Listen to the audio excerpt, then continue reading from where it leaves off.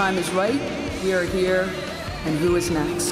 You've done it and you belong here, girl, and I'm really excited about that. Just to sit in the locker room and look across and you have, people who are pioneers in the women's game, I think is just the coolest thing.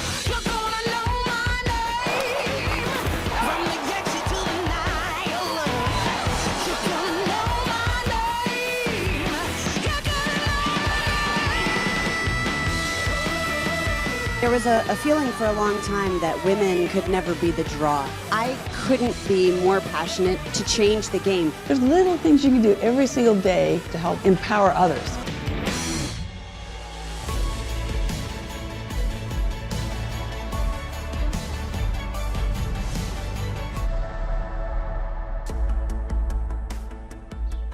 Hey everyone, welcome to the second installment of Top of Her Game. I'm Tara Sloan, once again in Toronto, the traditional territory of the Huron-Wendat, the Haudenosaunee, and the Mississaugas of the Credit Anishinaabe people. Today's guest is a formidable woman with a formidable job title and a formidable task at hand. Kim Davis is the Senior Executive Vice President of Social Impact, Growth Initiatives, and Legislative Affairs with the NHL. And right now, her focus is firmly set on taking the phrase, hockey is for everyone, from a dream to a reality. This is Kim Davis.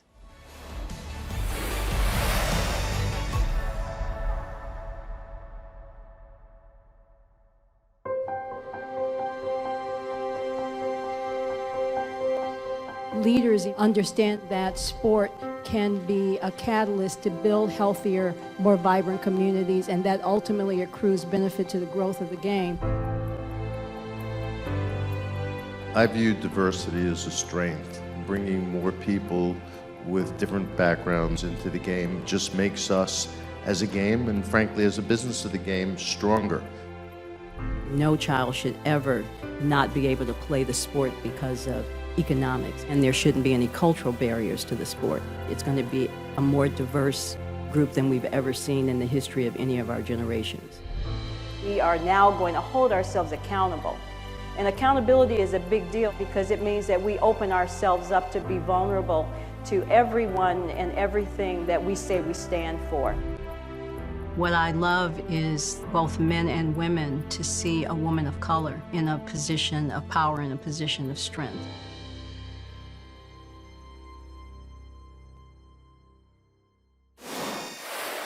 Well, Kim, I want to thank you doubly for joining me today. This is our second go around at this interview. So just to make it clear, we talked on May 28th, and suffice it to say, since then, the world has shifted dramatically.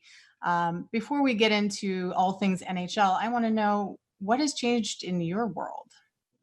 Well, I'm actually experiencing another episode in my life that I can recall as a young girl experiencing in the mid 60s when similar racial unrest happened in our country.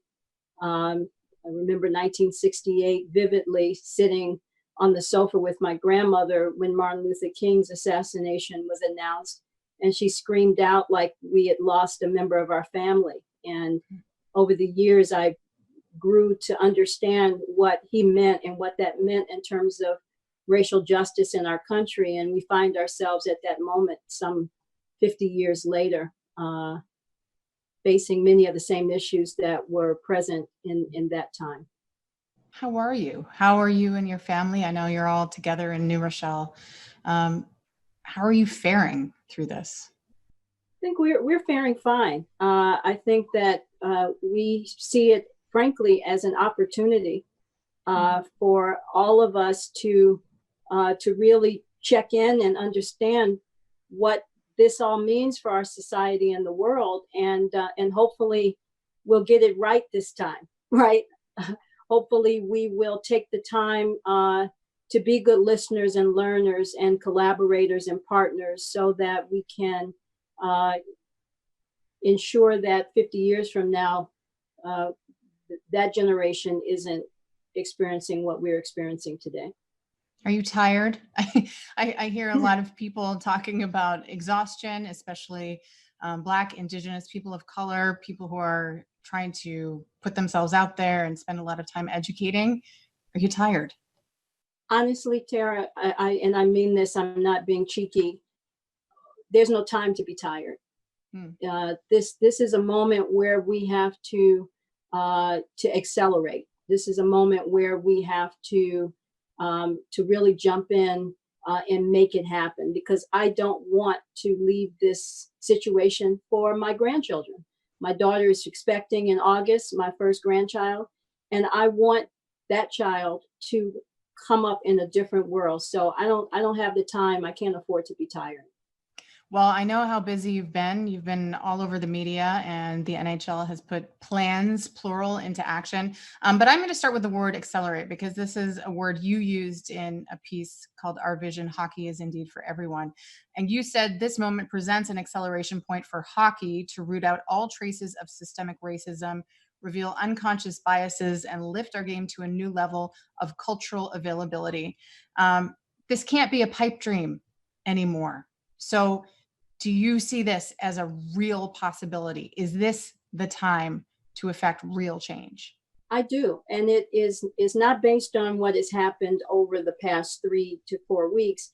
It's based on work that we really have, deep work that we've been doing over the course of the past 2 years in readying the culture of hockey and readying the leadership in hockey to, as I said, to accelerate, to see this moment. I had no idea that this moment would occur, but absolutely this is a moment based on that sense of readiness and that preparation that's been underway for us to really accelerate. And that's what I meant by that statement. And I believe we're ready for it. Well, some of the other plans that have been unveiled, the Committing to Change Resource Hub that the NHL has offered now, and committees to explore diversity and action. So maybe give me sort of an overarching idea of how these plans will roll out and what really they'll accomplish. Yeah. So literally 7 or 8 months ago, really a year ago, if you think about when I first presented this plan to Gary Bettman and Bill Daley, I suggested to them a architecture of councils and committees that we would put together, as I described to them, top down and bottoms up, for us to create the ability for the leaders in our sport to hear from people at the grassroots level, those in the youth hockey system, families of kids who play the sport, who haven't necessarily had a welcoming environment for their kids to play, those that are coaching at the youth level, people in clubs who are fan facing, the voices of our players, the opportunity for the leadership in our sport to hear from these various constituents in an unvarnished way through committees. And so those 3 committees have been formed, and the Executive Inclusion Council, which will be made up of owners, presidents, and general managers, are there to be accountable to these groups to affect change across our sport at all levels of our ecosystem. And the council's role is not to tell the committees what to do, but to be good listeners and learners, and to then determine, based on what they hear and what they learn, how they can use their power and their influence to affect change across hockey in our clubs and beyond. What about some of the outside sort of parallel working groups, like Black Girls Hockey and the Hockey Diversity Alliance? What kind of roles can they play, and what kind of consulting can they do? Yeah, we have had. Let me start with the Alliance, because I've spent a lot of time with the Alliance, as I see them as a critical part of the player inclusion committee that is going to be part of the formal structure of the NHL. And while the Alliance is not a formal committee, I see them also almost like a special forces unit, if you will, if I could use that analogy, drilling deeply on issues of racism for players of color and bringing those insights and those recommendations to the committee and to the Inclusion Council. They are enthusiastic about partnering with us in that regard, and so their voices and their views are going to be a critical part of our way forward. One thing that we've seen change over the course of the last month or so, the voices of players being amplified, being clear, in particular white players like Jonathan Taves, Blake Wheeler, Braden Holtby, Tyler Sagan, discussing the fact that they are learning, they are standing up for what they believe in. How do you make sure that players stay secure in their safety as advocates, that their voices will always be welcomed? Well, look, you know better than me because you've been around the hockey community longer. This idea of players using their voices for social justice, for anything for that matter, is a new phenomenon in our sport, right? In hockey, you typically don't see players advocating that way. Generally speaking, as a cultural matter, now you layer on using their voices around social justice and some of the ways in which the white players particularly have brought voice to this is reassuring, but more importantly, it validates in many ways what so many of our Black and brown players have been saying for so many years.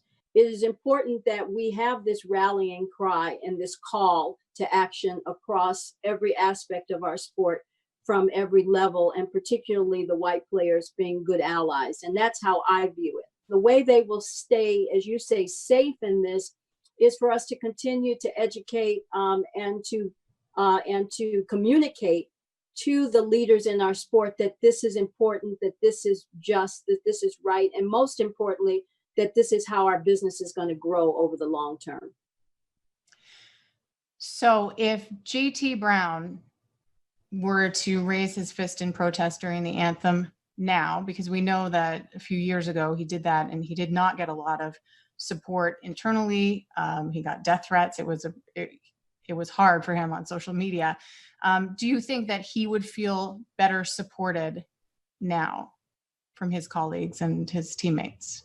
I do. I think there is a deeper understanding and a broader awareness around these issues. That's not to say that he might not still have people who don't agree with his position. There are lots of people that don't agree with my position, and they bring voice to that on social media, and that's okay. We know that what we're doing is what's going to help grow our sport, and we know what the future of growth looks like demographically, community-wise, and all others. So yeah, I think we've got the leaders in those positions, starting with Gary, who are very supportive of the direction that we're taking, and they're leading the way forward. Can I ask you specifically about in-game protests? Because Gary has not necessarily been supportive of that, but again, that was a few years ago. Has his position changed? Is your position the same as his? I guess I don't know where there was anything that suggested that he wasn't supportive. Maybe because he wasn't affirmative in his support, that it was an assumption that he wasn't supportive, but I don't think he ever said no. And this is just from my reading and looking back on the situation. Remember, I wasn't here. Right. But for sure, the conversations I've had with Gary of recent days would suggest that he is absolutely open to a player who wants to express themselves in the ways in which they think are appropriate, as long as it is appropriate. And that's a loaded word, right? Appropriate, right. In the eyes of the perceiver. But I don't see that anything having to do with social justice and expressing that, particularly given what we've gone through over the past month, is going to be rejected. I know how many people look to you during times like these, or actually always. From whom do you seek counsel when you need that support right now? Well, I am fortunate and blessed to have a great family and a network of people in my community and in my church, frankly, that provide me with a great deal of inspiration and staying power. And I think often about the experiences that my mother and my grandmother and my grandparents went through that was far more harsh than anything we're seeing today. And that's where I draw my encouragement and my strength from. Well, tell me about some of them, because I know a little bit about your grandmother, Dr. Rose Butler Brown, but I know that your lineage of fearless leaders extends even beyond that. So who gave you this? Well, my mother, Carolyn Chapman Brown, who passed 25 years ago, way too early, was my inspiration and my best friend, and she was just very practical in her advice to me. My father died when I was 5, and she raised three children as a young mother, all under the age of 5. And one of my brothers is special needs. And so I grew up understanding compassion and seeing it in action and seeing her strength back in the 60s, mainstreaming my brother at a time when that's not what people did with special needs kids. And so she is and was a great inspiration to me. My mother's father was an amazing leader, Major Chapman, my grandfather, who died at the age of 100 6 years ago. And I had the honor of having both my grandparents live with us in their last years. And so my children had the benefit of seeing and experiencing their strength. So I have a great lineage of inspirational and fearless leaders to draw upon, and I'm blessed and grateful for that. Kim, I've heard you speak a lot at women's events, and you talk about the importance of having men at the table too, because otherwise we're sort of preaching to the choir, as it were. So what is the importance of men, or that men can play as allies in the women's movement, I suppose? Yeah, well, I will tell you, I mean, you know this, men are primarily in the positions of power and in the corridors of power. And so if we want to make that change, that is so important for women and every intersection there is, then we have to engage. We have to build coalitions. We have to build partnerships. We have to build understanding. And so we should not reject the idea of men as partners, and to think that we can do it all by ourselves, because we can't. And I think there's been a lot that I've learned over the many years as the women's movement, if you will, has matured, particularly over the 35 years that I've been in industry, almost 40 years in industry. And to me, that was one of the greatest takeaways. I also think we have to be honest about how women support each other. Back in the 90s, when I was at JP Morgan, we did some pretty provocative work around the differences and experiences between white women and women of color, as a prescription for how we have to move forward in building allyships even within gender. And I think that we can't only talk about what men need to do to support women, but we also have to be honest and open to interrogate what is happening within gender as it relates to that triple threat, I call it, of gender, race, and ethnicity. And we need to make sure that we as women interrogate that as well. I know how busy you are, so I'll just leave you with our last question, which is, what is the best advice that you would give to your younger self?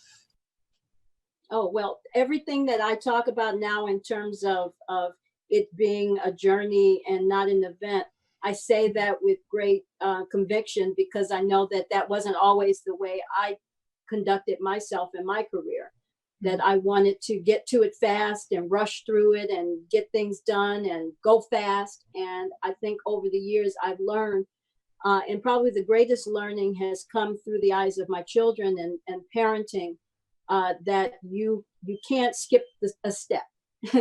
You have to go through every aspect of every part of the process to get to the outcome that's going to be the best one. And sometimes it's hard and most times it's painful, but that's part of what it's going to take to be better and to do better. And I think that is a great lesson for all of us to take.